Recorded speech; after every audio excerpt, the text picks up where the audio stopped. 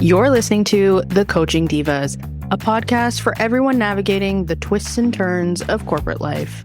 Follow along as we chat through common workplace situations and extend the coach approach to help you handle them with ease. We offer a cross-sectional view that spans generations, positions, workplaces, and lifestyles. We're your hosts, Claudia Jones, Daniela Velkovic, and Misha Jethba, and we are The Coaching Divas.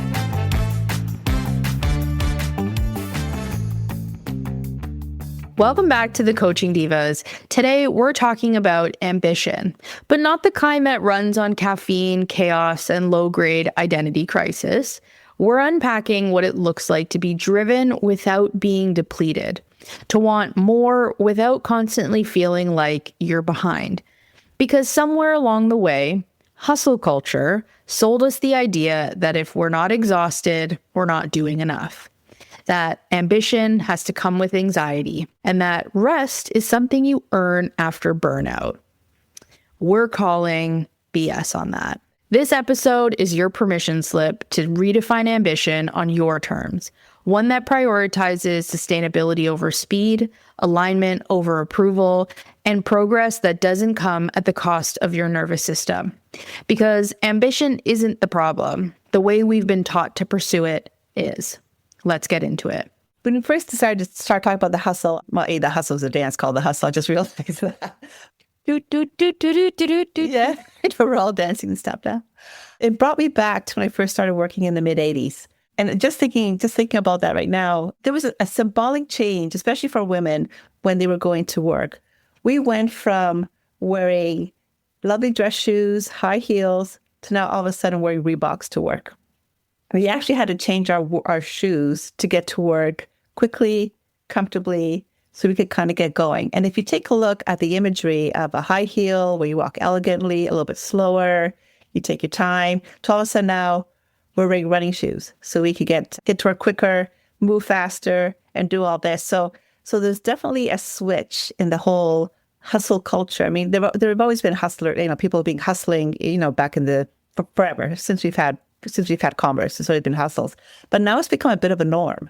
That it started back in the 80s when more women were at work. It was much more competitive, and we had to change our shoes to get to work. So it's a kind of the funny little imagery that changes when you think about the hustle and what it really means and how it changed our culture overall. Mm-hmm. You know what I love about that statement? Because today, if you ask me, I will wear dress pants with a pair of what I'll call designer track shoes. Exactly. As a part of my new uniform, because comfort matters. Yeah.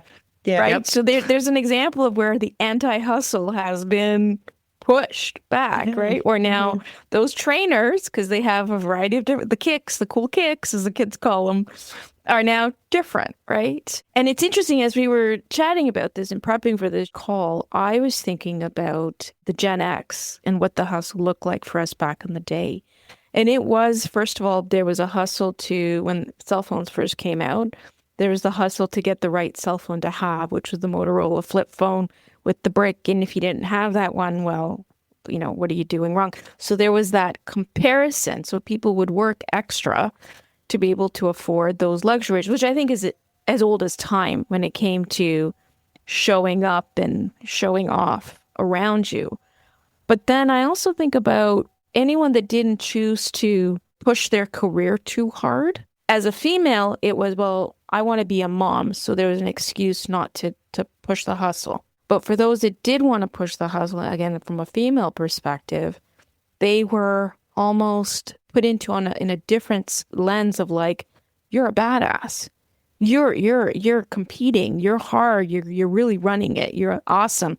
You're getting those promotions and stuff. So I guess where I'm going with this mindset is that there was always that validation on the outside, whether it be in the physical thing or the recognition of why you did the hustle. And if you chose not to join that, then you're almost considered like you're not good enough. I mean, if I think about it from the millennial, and dare I speak for Gen Z, but if I think about it from that perspective, as a millennial, that hustle culture really came into play coming out of university. And, I look at Gen Z now and I look at how many influencers and social media people we have. Like, those are hustles. Those are people that are putting their life out there to try and make an income and try to make something of themselves. And that hustle culture really came down to the way that you operate. It's how you pursue your goals. And it really was like the thinking of like, if I'm not tired, I'm not trying hard enough, I'm not doing enough. I asked myself, okay, why? I fell into the hustle trap. And it was, if you're hustling at work, it's to break, as a woman, it's to break the glass ceiling. It's to be at the boys' table. It's to, get a higher title, better pay, which then translates into, now how am I showing the world my social status of, look at how hard I hustled. Look at the car I drive. Look at the condo I have, or the jewelry or whatever it is. And I see that still today with Gen Z and the ways that they hustle. It's different. They might not be doing it in a company setting or for a corporation. They're doing it for themselves. They're trying to make a name for themselves. And you still see the output of, however they choose to live their life and post that online. And here are the things that I've bought and all of that. But the consistency is there over generations of having to hustle, having to grind. And the question that I have is like, okay, what are we actually doing it for? And I think there is a population that probably hustles and does it quietly, but then there's the population that does it very publicly and loudly. And I think that ends up leaving an impression on generations to then continue the momentum of, we have to be hustling, we have to be grinding. If I'm not tired or exhausted or feeling like I have no time for myself, then I'm guilty and I'm not working hard enough. I'm not doing enough. Yeah. Speaking from a point of privilege, I do want to call that out, because they're the folks that will do the hustle. And I'm just thinking of anyone that's a new immigrant to Canada, or anyone that's going through a financial crisis. Those, I guess the way I should say it is, I recognize that those have always been grinds and hustles. I had friends who's they had a single mom at home who would work 2 to 3 jobs to be able to get the kids to school. So I don't want to discredit in any of the comments I've made that those are real, true hustles that people have no choice to Agreed. do. I'm trying to more focus on the folks that do have the means. Like, I've always had the means. Did I really need to hustle? Probably not. For myself, I think I burned out quite a few times. And I didn't have those words at the time, but, I always perceived, again, I leaned on my people pleaser to go above and beyond in the workplace to get recognition, to get the dollars, to get the potential of a promotion. It wasn't necessarily a healthy thing to do. And I would say to some extent, even the times when I was working hard, but then also playing hard after work was also part of that hustle, which was to be in the bar where the senior directors are, right? To be shown, because I wasn't a smoker. We touched on this in past, right? You had to be at the table to be seen and heard, and name recognition was important. So that all kind of fed into that ultimate goal of driving my ambition and trying to be recognized. It did lean to burnout, and for myself, I physically tapped out. At multiple points, I could actually pick at least 2 that I know of where I said, nope, this is too much for me. I'm going to try something different. And ambition should expand your life, not shrink it. And I agree that there are individuals, circumstantial, that need to truly hustle and grind to make ends meet and things like that. But for the folks that don't necessarily need to do that, it's then challenging, is that ambition truly expanding your life, or is it actually shrinking you in other aspects in terms of having burnout or living with constant anxiety? Because that hustle or grind culture, it's fueled by urgency, pressure, this constant mental load. From a nervous system perspective, if your ambition is dysregulated, then you can't rest without guilt. everything feels like it's high stakes. You're productive, but you're not actually fulfilled. And those are kind of the indicators to start asking yourself, okay, am I regulating my ambition? Am I grounded? Am I clear? Do I have a good pace? Do I have real intention behind this ambition versus kind of chaotic energy towards something? Because you don't need anxiety to access ambition. But if your ambition is creating that anxiety, then it's not being regulated. Yeah, I don't think ambition is a bad thing. Agreed. It's right. Because I mean, the three of us have some ambition. Otherwise, we wouldn't be here for so many different reasons, right? At the different stages of our life. So we wouldn't have a podcast if we weren't ambitious. A little bit of ambition. And it does take time and effort, right? There's a component of hustle there. Absolutely. So I want to throw the word survival in there because I think a lot of us do go through survival. Like when you first come out of university, most people just need to survive just to kind of get past whatever, student debts, finding your first job, all that kind of stuff. Yeah, new immigrants coming in or people who have fallen on hard times who do have to find a hustle.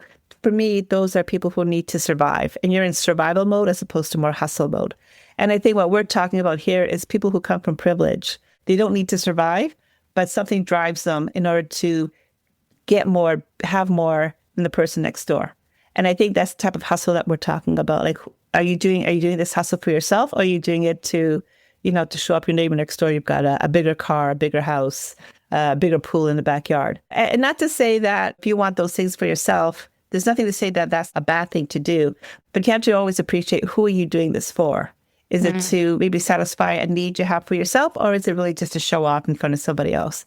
Because if you're trying to show off in front of somebody else, someone else will always come along and top you. And so you will never, ever feel satisfied with what's going on. It's a very valid point. Being able to identify who is the ambition for, who is the hustle for. I mean, again, it goes back to, are you doing this to expand your life genuinely for you, and it's driving you and your family forward? Or somewhere along the way, are you doing that, but the underlying is actually shrinking yourself? You're constantly feeling pressure to go to work 9 to 5 and then have something to do from, 8 to 12 a.m. or something like that. And it's depleting your energy. You can't rest. You can't go on vacation without feeling guilty and feeling like, no, I need to keep having calls and, pushing something else forward. It is very important to define your ambition for what it's driving forward. Who are you doing it for? Versus just kind of doing it to one up. What's it called? Keeping up with the Joneses. But even the keeping up with the Joneses, the leaning into the pressure that may not necessarily be there, that all goes back to your own definitions and your values of where you're coming from. I'll share a personal anecdote. Number of times I've heard people say, get up at 5 a.m., do the workout, start your day strong, do your meditation, write your journal, have your morning tea, have your, ginseng, what have you, and then start your day. Like, realistically, I mean, let's be honest here. Like, that does not work for me. And there is a personal disappointment that comes out from that with me saying that out loud. And the number of times I've tried that discipline and I failed, and it's like, well, that just sucks. What's wrong with me? It's not wrong with me. And it's taken me a lot to recognize that. And again, that was, I'm going to use the word, that is an anti-hustle reality. It's not for me. And the reason it's not for me is because guess what? I don't function well at 5 a.m. I need to get up at 7. I need to take my dog for a walk. I need to have my morning cup of coffee and my one little yogurt. And then I'll start the day. And I'll try and do some journaling in the evening. Or I'll do that walk and that run at 6:30 p.m. after dinner. Yes, I know it's all wrong, but that's fine. Because I don't need to be pleasing this external need because someone said the most productive CEOs start their day at 5 a.m. on a treadmill, running a 15K. Yeah, that's not wrong. You're not doing the wrong order. You're doing your order. Right. And I think that's how we can demystify this idea that, that hustle, that grind is going to make you successful. No, it's going to create a nervous system that is going to be upended and stressed out and causing me to eat. Right. Because it has. Right. I've seen that, which then leads to other health issues. So Yeah, you got to find what's that right vibration for you that's high functioning, high achieving, but also is balanced. Yeah. Another mindset shift. I mean, the goal here isn't to do less. That's not the goal. It's actually to do what matters without abandoning yourself in the process. Yeah. That's a great way to put it. Because if you, yeah, because when Daniela, we were talking about all, how you should do it. Yeah, it stresses you out. I mean, there's a cost to doing all that. And the cost is to yourself, but it's also to the people around you. I mean, to your family and friends. All of a sudden, like, who the heck wants to hang out with Claudia? She falls asleep at 7 o'clock at the table. All she does talk about is hustle, hustle, hustle. That's not fun. There's always a cost to everything you do. And so, again, it's up to you to see where you want to expend your energy and all that. But you have to take a look around just outside of yourself to see, how is this affecting other people around me? Because maybe it's good for me right now, but you always have to have the long term, look at the long game. Are you isolating yourself from your friends and your family? And in 10, 15 years, when the hustle is no longer as important, where are you? Are you alone, or do you actually have strong family, social connections to keep you going and support you along the way? And again, going back to this anti-hustle, it's always kind of fun to talk about the hustles, but they take over your life. You have to really kind of evaluate how important is this really. You touched on something there that I think it's valuable for us to talk about, which is what happens when the hustle has to stop. Because at some point in your life, right, you talked about having family around you when it matters and things like that. At some point, the hustle has to stop or will stop. It doesn't have to, but it will gradually come to, a slower pace or things like that.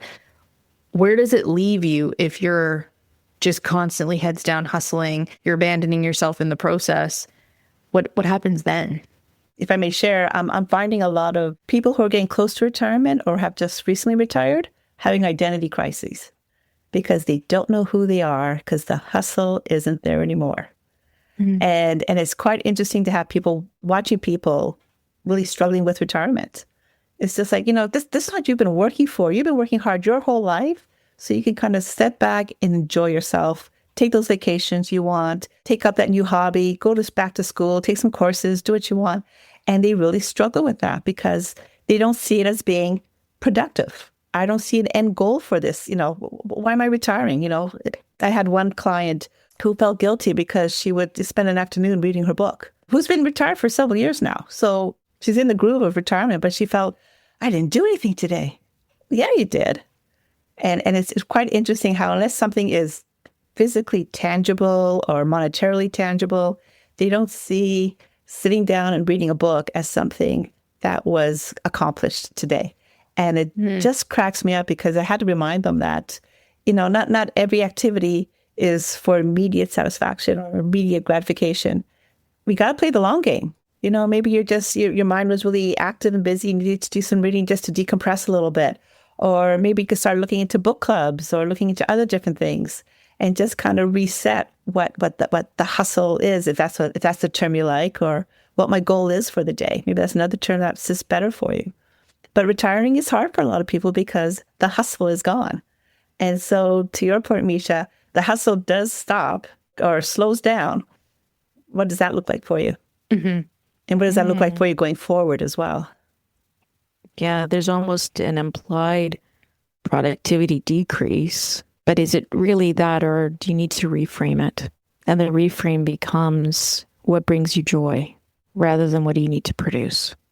I think in that reframing, whether you're retired or not, or entering retirement or not, that reframing, I think, can happen at any stage. And some of the practical shifts you can make is, audit your energy, not just your time. So what work actually fuels you versus drains you, because not all productivity is equal. Also, think about building recovery into your strategy. Rest is not a reward. It's not something that you have to burn yourself to get to. So think about it as a cycle of, okay, I'm going to push myself. I'm going to push towards a goal and be, have that hustle or that grind, be ambitious. But then I'm also going to have a period of recovery where I can, be a little bit slower, and that's okay because that's going to allow me to grow. And then I can get into a cycle of push again. It's not just constant heads down, push, push, push. And lose myself in the process. And then I also think, in that reframe, it's challenge the urgency. Not everything is a fire. Not everything has to happen now. Not everything has to be done today or yesterday. And so ask yourself, what's actually happening, or what would actually happen if I just let this thing wait? If I did this in my next push cycle versus like today. Yeah.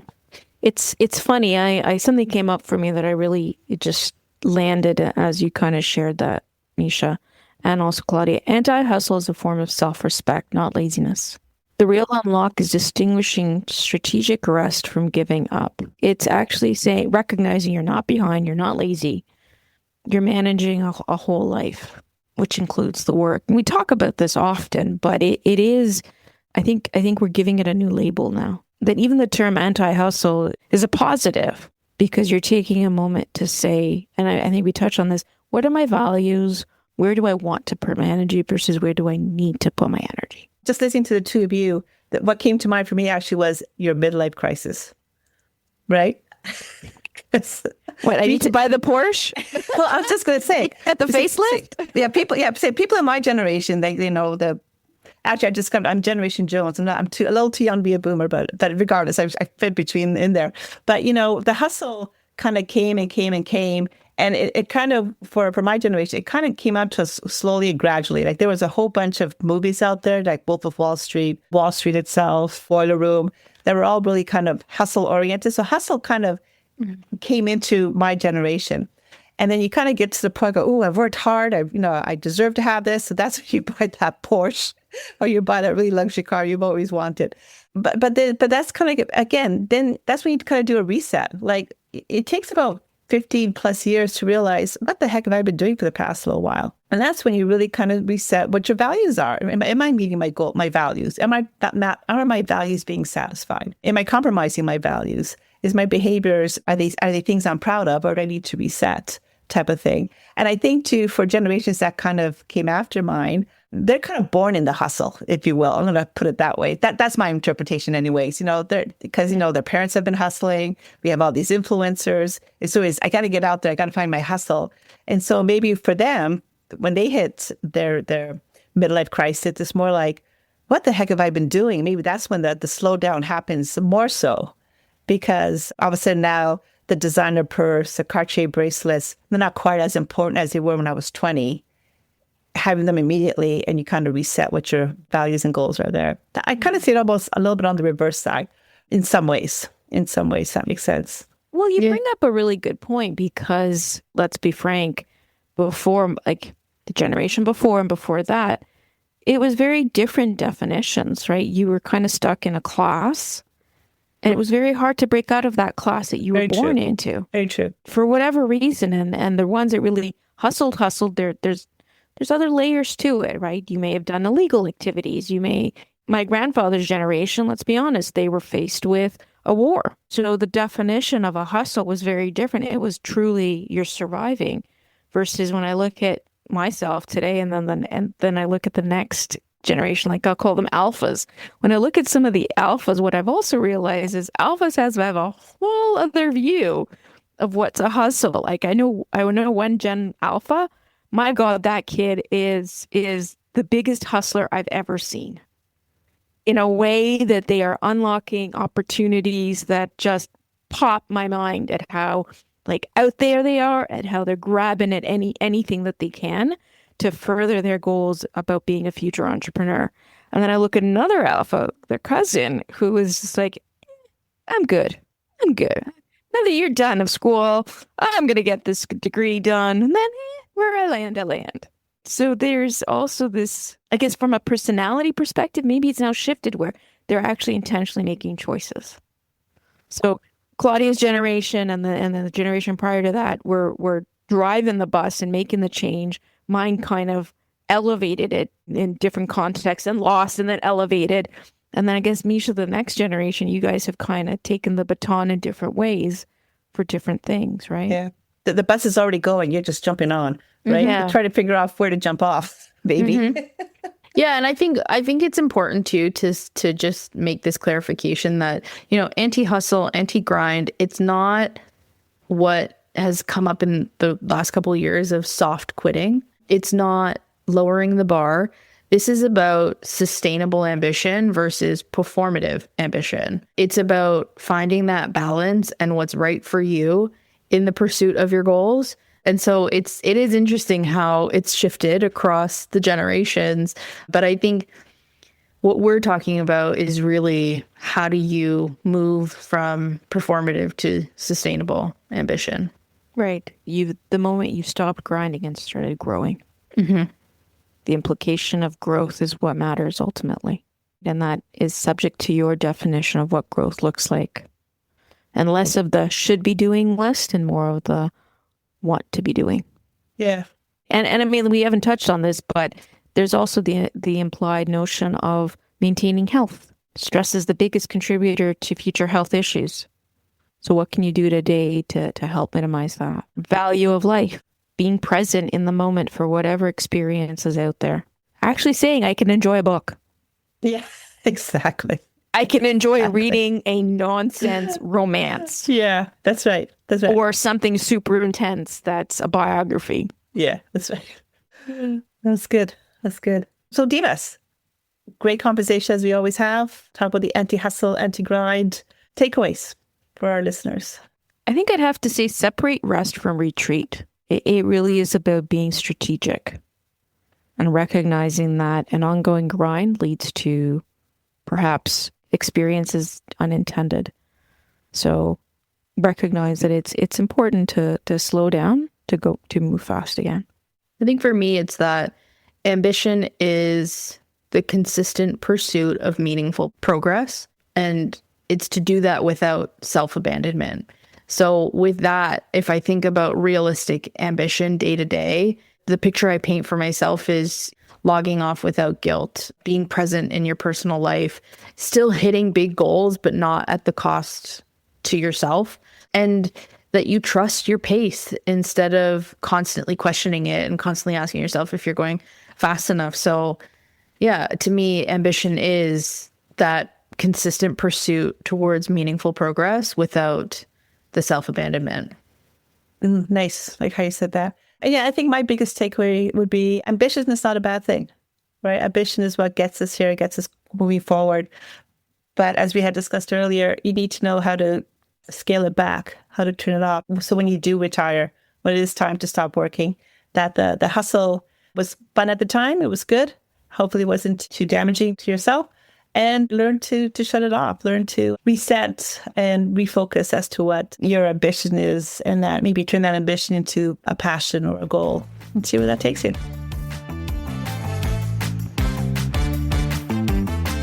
Thanks for listening to The Coaching Divas. If you've enjoyed this episode, leave us a review and follow us on Instagram at The Coaching Divas. Your ratings and reviews help more people like you find our podcast. Don't forget to subscribe and share this episode with someone you think would love it. Until next time, we are Claudia Jones, Daniela Velkovic, and Misha Jethba, The Coaching Divas. If you're going to coach, might as well coach like a diva.